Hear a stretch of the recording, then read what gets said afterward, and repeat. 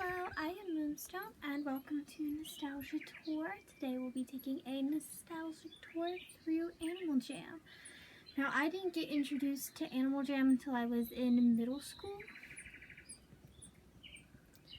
The only computer games I grew up with was Dress Up Who, Cool Math Games, Frib, and Pop Tropica. That was it.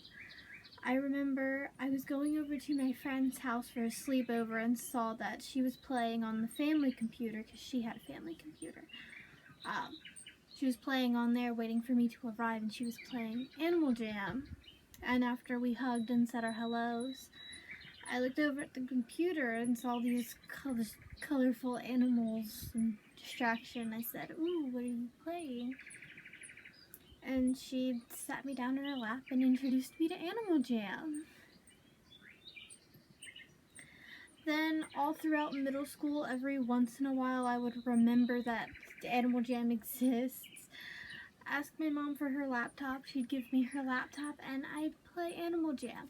And I probably had like 15 accounts because I kept forgetting my password and username to all of them, so I had to keep starting over.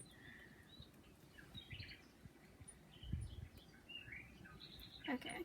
Made in 2010 by National Geographic, Animal Jam is a game where you can pick the animal you want to be.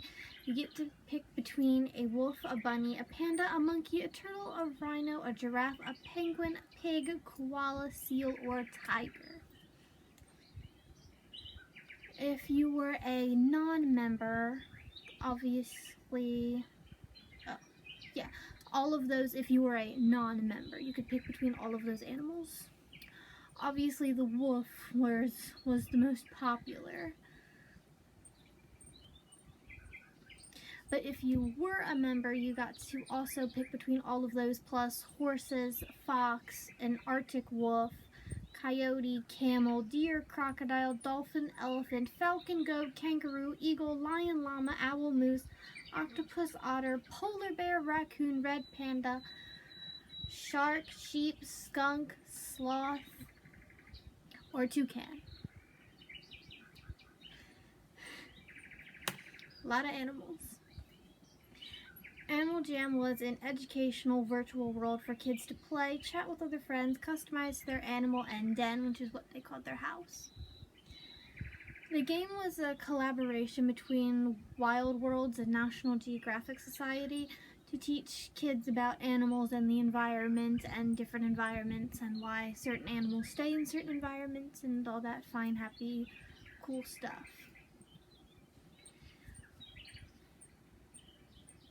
I remember there would be like background animals. When you went to certain places, there would be like stuff happening in the background, and if you clicked on it, it would give you a random animal fact, and then you would win a sticker for getting that fact. And if you collected all the facts in one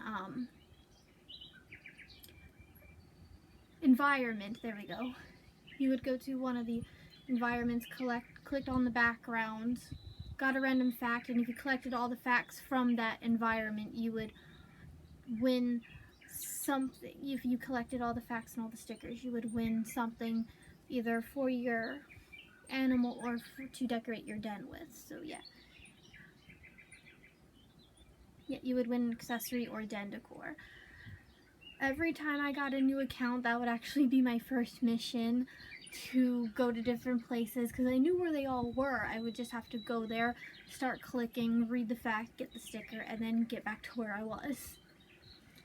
By 2011, AJ had 1 million users, and by 2013 it went from 1 million to 10 million. As the years rolled by, there would be updates introducing premium stuff, new areas, and new animals. In January of 2011, the Mount Chevy area was introduced with seals and an icy lake that everyone was convinced you could break, including myself. Another huge update to the game was the introduction of the trading system. Avondale was added in April, along with members-only elephants, which I have a picture of. Hold on. Forgot to bring my phone over here when turning the camera on.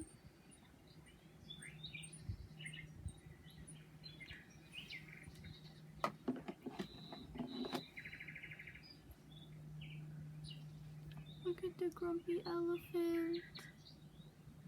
You can't really see him. Hang on. If I turn my brightness down, will you be able to see it?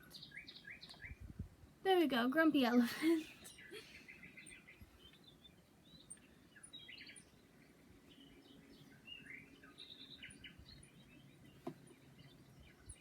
Okay. Yeah. That was, yeah. Okay, anyway, where was I? I was never a member, but if you were, you would have special members only emojis. You would have regular emojis you could use to talk with, and then you would have special members only ones who I also have a picture of.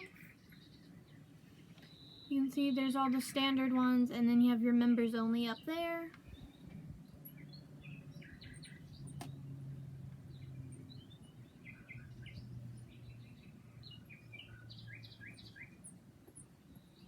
Okay. And then another big update was the introduction of pets. So now your animal can have their own animal.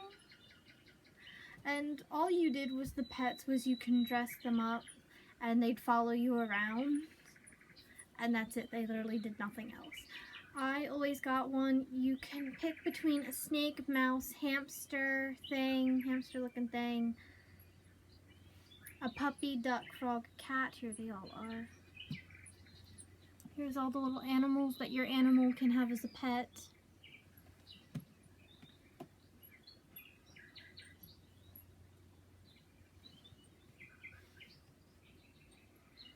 I don't know why animals would want other animals as pets. It's kind of like a Mickey Mouse like a Mickey Mouse, Pluto, and Goofy. If they're both dogs, why does one act like the rest of the animals and the other one doesn't?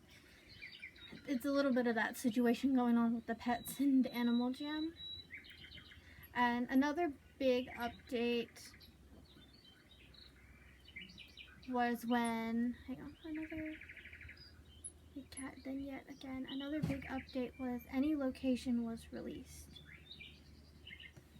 Oh yeah, the ocean location was released. That was another big update. So now you can go into the ocean, and I remember this being a huge deal at the time, because not only did it introduce a bunch of like new areas, because you were able to go into the ocean now, but it also released new animals.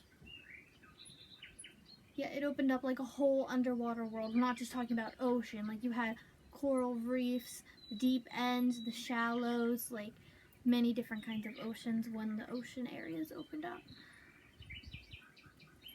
Yeah. The underwater world had 3 big locations: Crystal Reef, Bahara Bay, and Deep Blue, and introduced dolphins and sharks, which I believe were both members only animals, I think, yeah. And for us non-members, we could only have a seal or a sea turtle. That was it to explore the oceans with. I don't remember.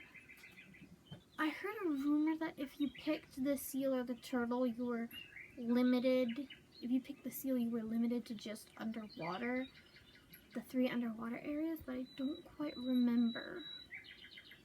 And then I heard if you picked a land animal that you couldn't go in the areas, but I don't quite remember, because I remember being a sea turtle before when I played this once, but I don't remember if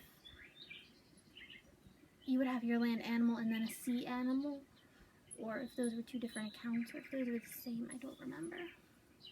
I think you got to pick like a land animal and the underwater animal, I think. I'm not 100% sure. Now, yeah, so anyway, now we're in 2012 where there are still more updates being added to the game. Members could now add houses, penguins, and octopus. Yeah, they had, no, that's supposed to be horses. Autocorrect changed it.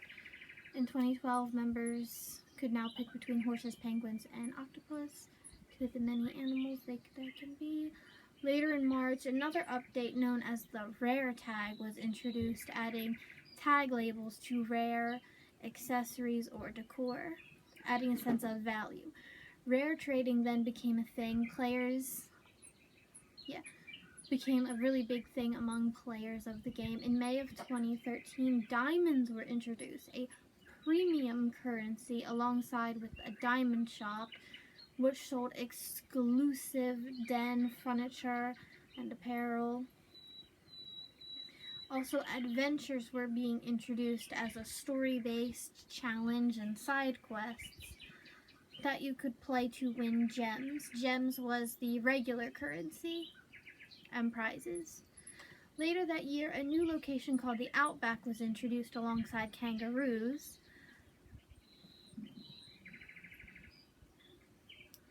Another update was Balusha, the Balusha update, which added a whole new swamp-themed land to the map. And years prior to Balusha, the AJ team seemed to focus all their attention on developing Animal Jam Wild.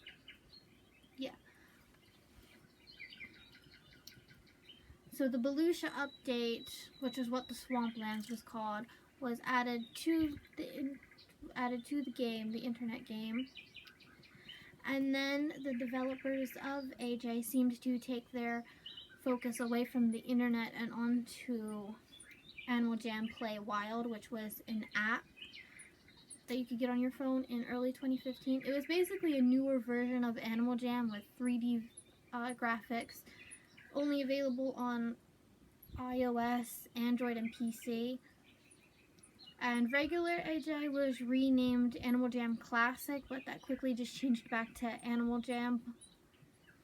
And Play Wild was, Animal Jam was renamed to Animal Jam Classic, but quickly changed back, and Animal Jam Play Wild was shortened to just Animal Jam. So now there's two Animal Jams. Years later in 2020, WildWorks came out with an entirely new game called Feral. I've actually never heard of Feral until researching stuff for this video. This game used an art style very similar to Animal Jam, but was marketed towards a slightly older demographic, with more of crafting and quest-based game, rather than a bunch of mini games and having an animal running around doing whatever. It still had all the traits of a virtual world, like chatting, house decoration, character customization, and a premium currency and members only purchables. But we're not here to talk about Feral or Tunnel Town or one of the many small little Animal Jam apps that didn't really catch on. We're only here for the OG virtual world Animal Jam. Animal Jam Classic. And with that, AJ's history is now out of the way. It is still, Animal Jam is still up and running up to this day. And I actually really want to get back onto it. Now with the history of AJ out of the way, we can now talk about the AJ community. Ooh. Like most, if not every online community game, premium currency, memberships, game passes, etc. are very common, and this was no surprise when Animal Jam got theirs. AJ did go on to make members-only items. This made hundreds of players angry, even some trying to protest when the Diamond Shop was introduced, which was you had to be either a premium or members only to even go into the Diamond Shop. Non-members couldn't buy the newest animals. Most clothing items or rares were locked. We were stuck with the basic default den. Yeah, that's what they call their houses. As a non-member, you're stuck with one den. You couldn't, the default den with a smaller selection of furniture. and you could only choose from a small selection of pets, the pets that I just showed you. Also, non-members were singled out by the members because of their blue nameplates. I'm going to show you. If you're a non-member, you would have the blue nameplate, and if you were a member or a premium member, then you would have the golden nameplate. And this basically was a name tag, because this was basically a name tag basically saying, hi, I'm not a member, or hi, I'm a member. So it was very easy to figure out members from non-members, and then the members would make fun of the non-members, creating kind of like a class system almost.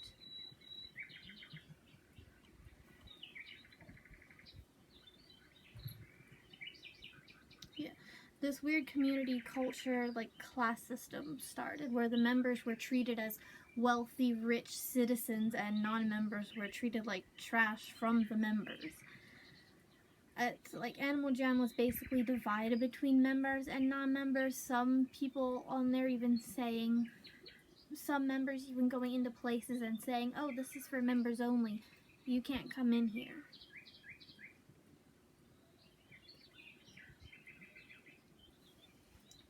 And some members wouldn't even talk to you if you were a non-member. Or if you were a non-member and you walked in to somewhere or one of the locations, all the members would be like, ew, and then just leave.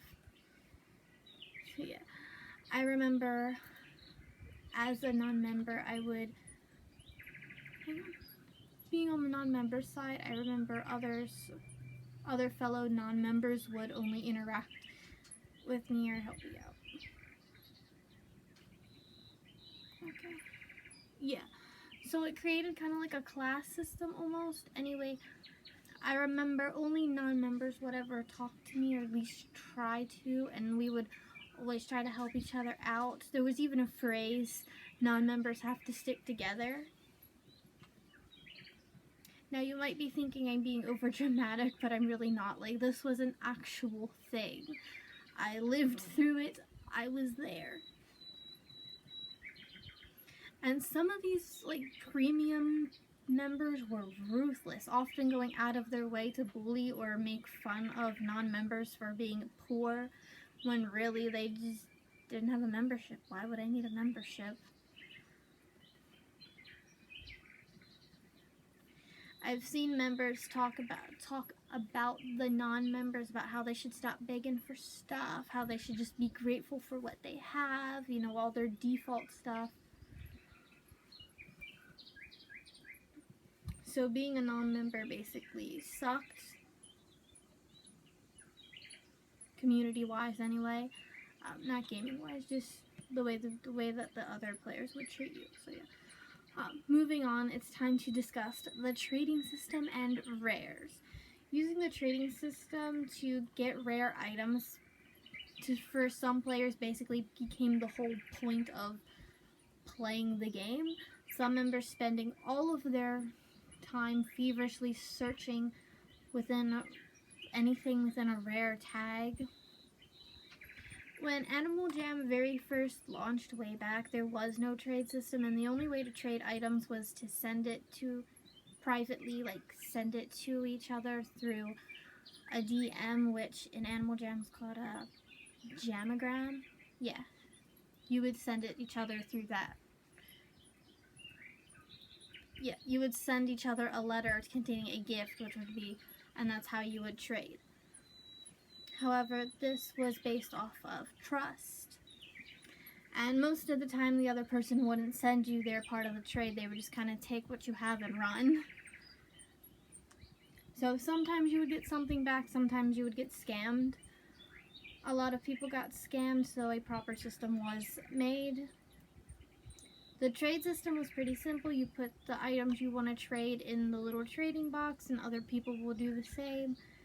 And you can click on each other's trading stuff and initiate a trade. Then you get to argue to whoever you're trading with about if this trade is fair or not. Now with me, I never traded with anybody on Animal Jam. I didn't really see the whole point of it. I mean, I was a non-member, so I didn't have anything worth really trading. I was just there to play the mini games and get gems and then buy what little furniture I could and decorate my house or my animal.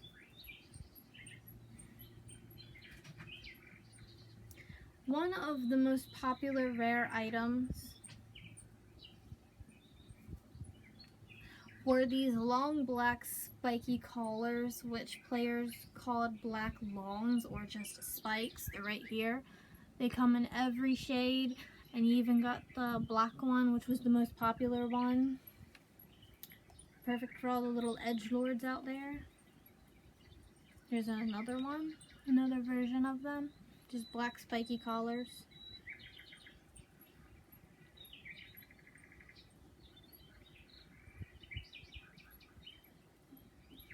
These were released back in 2011 and as a member's gift. So once you became a member, you would get one of these collars. And since there is an official rarity chart, and people use the spike collars as kind of measuring how rare certain items are.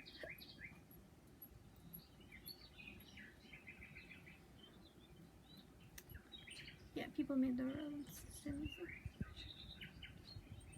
Yeah, and then the whole trading economy quickly became a mess with a ton of lingo and secret sayings you need to know how to get the good stuff. Wink, wink, nudge, nudge. It was a mess.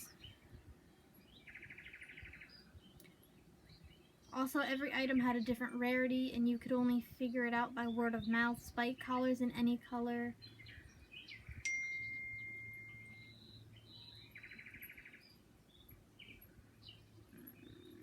Okay, let me get my pictures ready. I'm trying to talk and get my pictures ready, and it's a little difficult.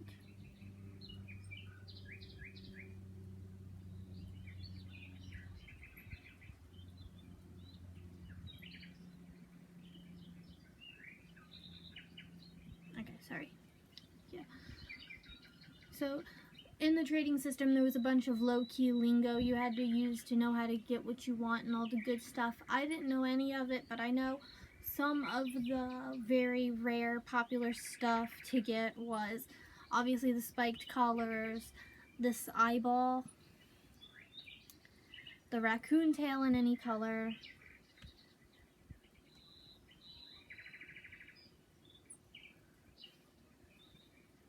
colors in any color, eyeball, yeah, it's an eyeball hat, tail covers, the fox blanket, or the fox hats,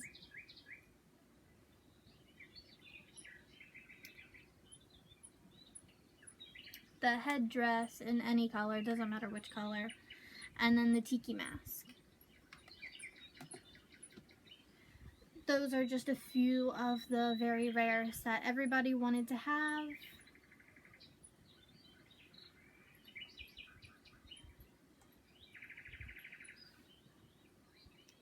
Yeah, those were like the rarest things you could ever get in the game.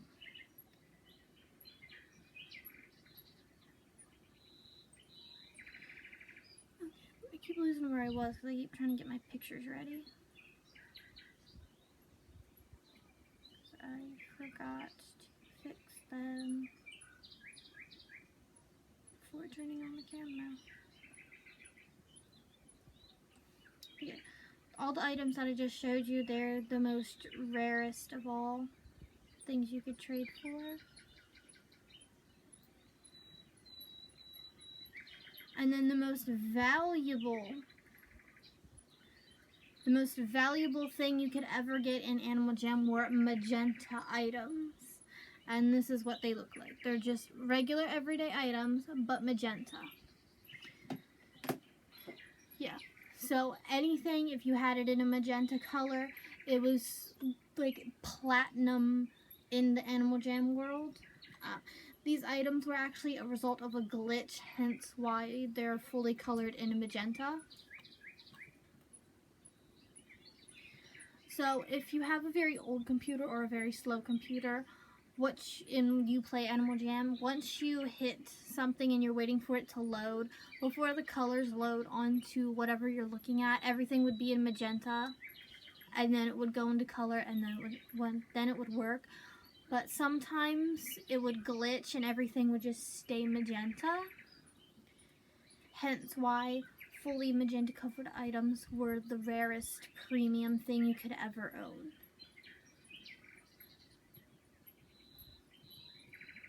Yeah, it was said a glitch happened during the coloring stage of the game creation, creating all of these magenta items. And that is the most rarest thing. And then the whole eyeball hats, headdress, tiki masks, those are just regular rarity. And then everything else is just everything else. Now you're all caught up trading, so let's move on to... Okay. You're all caught up on trading and rare items, so we can move on. In AJ, a material goods basically determined your worth as a member. The whole point for you wasn't to have a good time or to play games anymore. Oh no. It was for you to raise in the ranks and wear so much rare stuff that you couldn't even tell what animal you were anymore. And that's what these members did. They would just wear every hat just stacked on top of each other. Tails upon tails upon tails. Collars with tinier collars on them. And it didn't even look right, but you had to respect them because they were just covered in rare items. Since they were rich and could afford it because they're a member. For me, I never understood this. Like, it's a game. I came here to have fun, not spend my allowance on in-game purchases. I feel that way about every in-game purchase. Like, why? I don't understand. Why spend $100 buying this for my avatar? It's not real when I could take that $100 and go get something in real life that I can enjoy. I don't understand the whole point of memberships or anything. Yeah, just the idea of using real money to spend inside a game. It's just dumb to me. It doesn't make sense to me. So I didn't really care about the trading system or how members were these rich, wealthy, fancy animals. I didn't care. I came here to play mini games, win tokens, and buy what little I was able to get as a non-member. And I wasn't the only one. Actually, there were like a even smaller community of non-members that were like me and didn't care about trading. They just wanted to play. And something else that was really popular, they just wanted to play, and something that was really popular to do with each other in AJ was role playing. Now, prepare yourself, because Animal Jam is where Animal Jam was where I very first saw role playing happening. Like, pound sign glares down at you, pound sign growls and shows teeth, pound sign, stay away. And stay away from my pack. And actually, I didn't really understand what was going on. Like, why were people putting little pound signs saying an action and then another pound sign? I didn't understand it at first. So it was kind of funny when people would come up to me and they'll be role playing, like, pound sign growls at you, pound sign, who are you? And I'm just like, hi. I just talk normal. Like, I didn't understand. And I look back on it and laugh. I mean, eventually I did catch on. It was like, oh, so if I wanted my animal to do something like growl, obviously I couldn't physically make them growl, so I couldn't physically make them growl, so I'll just put it in the pound sign so everyone knows I'm growling. There were a few actions you can make your pets do, jump, sleep, and a few other things, but no growling. So yeah, if you wanted them, I thought if you wanted your animal to do an action that wasn't available, you would have them just pound sign and then put it in there as the action. I didn't know it was called role-playing at the time. I just looked at it as just somebody just playing.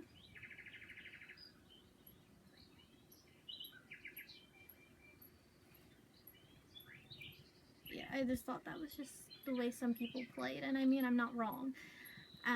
There were a lot of role-playing going. There was a lot of role-playing going on in Animal Jam. Yeah, Animal Jam was intended to be an educational learning experience, but it had wolves and spiky collars and other, quote, edgy accessories. It had a forest location, so naturally it was going to attract the weird wolf kids who've seen the Twilight Saga one too many times and believed themselves to be wolves, or the warrior cat kid fandom. It was gonna bring all those weird kids in. You just knew it. You knew what you were getting into the moment I said wolves were available and wolves were the most popular animal. You already knew.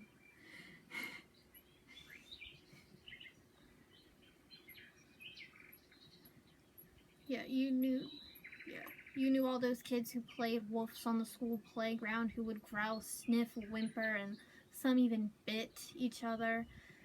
Yeah, you already knew what you were getting into. But yeah, there was a bunch of different kinds of roleplay communities in AJ, so I will be going over a few. And this is where my computer glitched, so my paragraphs are all messed up. The first one, the most popular one, wolf packs. Not surprising. So AJ really drew in the kid who's seen the Twilight Saga too many times and now believes themselves to be a werewolf, howling at the playground, growling at the kids and teachers, threatening to bite kids, acting weird when the cafeteria serves anything with meat, obsessed with the forest and tries to grow their nails out into claws. Demographic of angsty little kids. Wolfpack roleplays were common. It usually went down in the syrupy forest, but that was like the unofficial designated RP zone. Now, wolves by far were the most popular animal, both in terms of RP and just the game in general, but were eventually replaced with Arctic wolves and snow leopards, two animals which were members-only animals. Therefore, they were much better than the generic default wolf. I don't remember much about these wolf packs since I usually picked the bunny, koala, panda, or I think I picked the pig once or twice and the turtle. I usually picked the small and cute animals. I never picked a wolf before. Yeah. I would pick those animals on my many forgotten password accounts. I never picked a wolf. I picked mostly the bunny just because it's small and cute.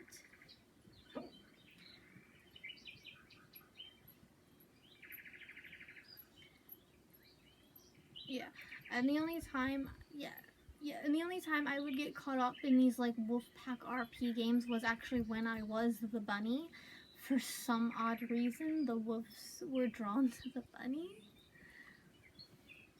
They only really cared about me when I was a bunny, because they would think I was adorable and would want to take care of me and kind of like adopt me, I guess.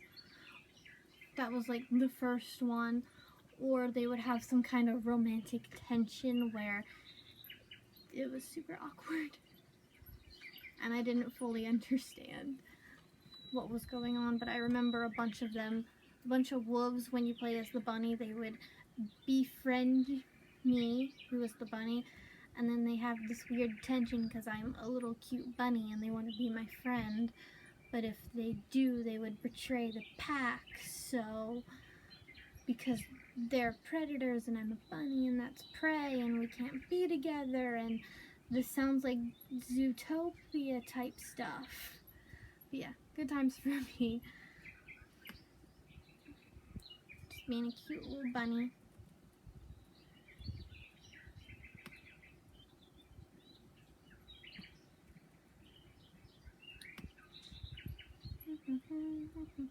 Whoa, too far. Okay. 2. The second most popular kind of roleplay on Animal Jam were the cat pack roleplays. Now, cat packs were basically wolf packs, but using the snow leopard, leopards, tigers, and all the big cats that they had in there were welcome into the cat packs. Yeah. Now, I was never in the Warrior Cats fandom, actually. It's probably too late for me. But anyway, as an outsider looking in, wolf cat packs were basically wolf packs, but with cheetahs, cougars, coyotes, tigers, and any kind of other big cat that Animal Jam had were in a cat pack. These guys didn't really talk to me. They seemed to be very cat-only RP, hence the name cat pack. So they just ignored me and I ignored them. Sometimes they would get in wars or battles or fights with the wolf packs because cats and dogs, they fight.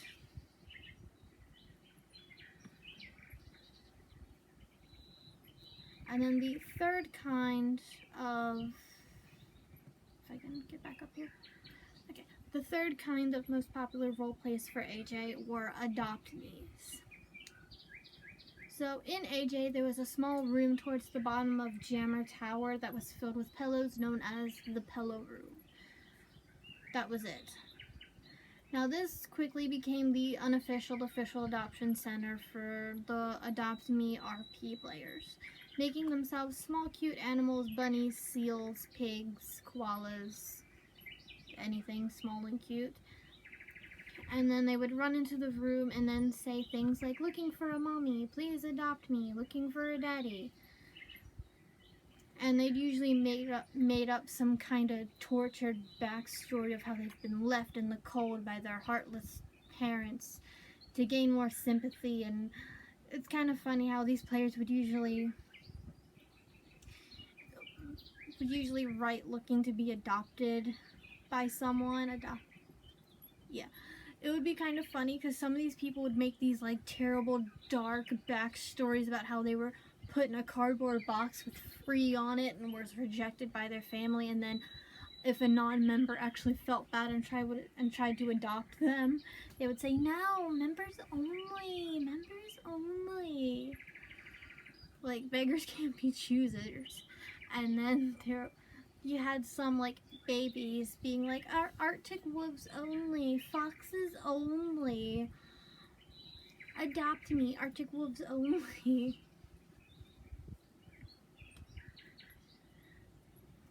Yeah, which was them basically saying, adopt me, but like only if you're a member, because I want to be a member too. I want rare stuff. Some players also made like other little adoption centers / orphanages out of their own dens. They would fill them with beds and pillows, stuffed animals, and then a big old desk right in like near the front of the door. Like it was a whole production.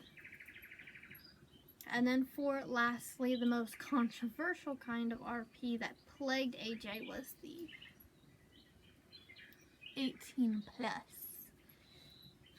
RP, or RRP for R-rated roleplay. So although Animal Jam was a virtual world for anyone, I think mostly kids, it had much censoring. Had a lot of censoring. Players still found ways around all of the censoring, though. It was made for kids. It was very heavy on the censoring, but there were still some ways around it. Despite being a literal kids game, a good example was the Pillow Room. The Pillow Room is a building in Jam Tower. And like I said, it's just a small room filled with pillows on the ground. That's it. Most people would use it for an adoption center or for Adopt Me role plays, but every so often it was used as another place. Wink, wink, nudge, nudge, eyebrows, eyebrows, depending on who got there first. They could turn it into whatever you want.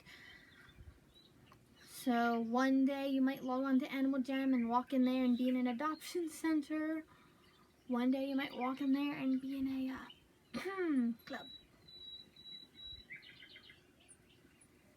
And there's animals everywhere dancing and doing a lot of R-rated stuff. Or at least trying to, because this is still a kid's game and there was still a lot you couldn't say.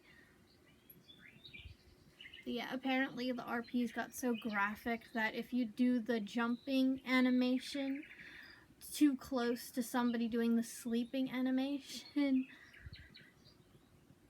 you would get an automatic ban for inappropriate behavior. That's how bad it was.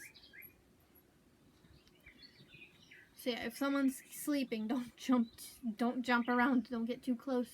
Don't jump around them too close. You might get a inappropriate behavior ban. Yeah. Most of these R-rated RPs were called mating season. All that really happened here was you would get a bunch of different animals, usually wolves or cats who are in cat pack RPs would run around saying, need a GF, need a BF, help, it's mating season, it's mating season. I need a mate, looking for a mate. These animals were begging for mates, begging for multiple mates, trying to convince people to join their mating pact. All of these were very short-lived. Usually either one would be begging each other, or one would be begging another, or just be catfishing, or just getting rare items and then ditching them. Or they were just trying to get more wolves or cats to join their pact. This rule breaking didn't stop just at the pillow room or vaguely creepy role plays. It was another pretty common trend was to use pillows to spell out scandalous words, cuss words. And there was even a paint splatter. There was an item, it was just called paint splatter, which is what it sounds like. It just looks like someone took a paint can and splattered it on the floor. And you would have it in the colors green, black, purple, orange, pink, red, yellow, and white. And AJ actually had to remove the option to make it red, not wanting to encourage violent role plays. But, they left the yellow and white because, that couldn't be used for anything bad. Actually, I have a picture of it. That's the paint splatter. They had it in red. They took the red off. But here's what it usually looks like. It's usually just, blue, green, whatever. But they left the white and the yellow because those couldn't be used for anything bad. Especially with RRP people running around. Another example of Animal Jam's weird censoring is beds, or the lack of beds. There were 2 beds you could get, a race car bed and a princess bed. They were the only 2 bed items in the game, but were quickly removed because apparently adding beds encouraged 18+ role players to do 18+ things, but continue to keep the yellow and white paint splatter color options because, they can't be used for anything bad. I could go on about Animal Jam's weird censoring, from censoring completely innocent words to a multitude of random items being taken out for being too violent or inappropriate looking. Luckily, there wasn't too much of an uproar with Karen's trying to take down AJ for being too inappropriate or not for kids. I think it's because they had the National Geographic branding on them.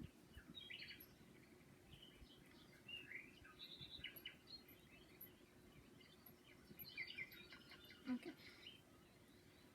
I forgot where it was.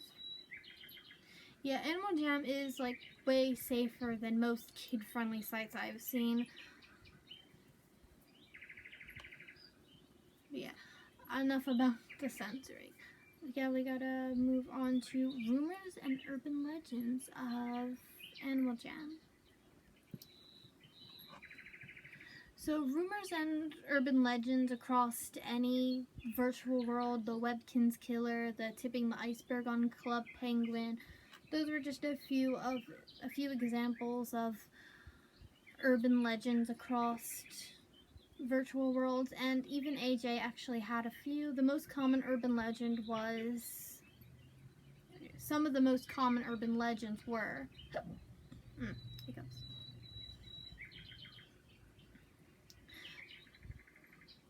The most common urban legends were the ones that promised players free memberships or rare items if they could do certain things, like break the ice on Mount Shiver or break the rock bridge on Coral Canyon. In both cases, jumping made them crack and it would appear like they're breaking, leading players to believe that it was working and to keep it up and to get more people and more weight.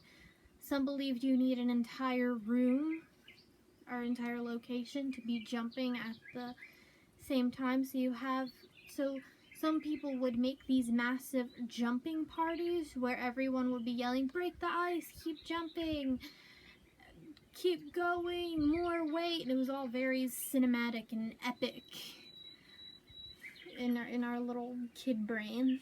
But yeah, all it would do was crack, and then after a while everyone got bored and then the party would just fizzle out, leaving like one or two people still jumping.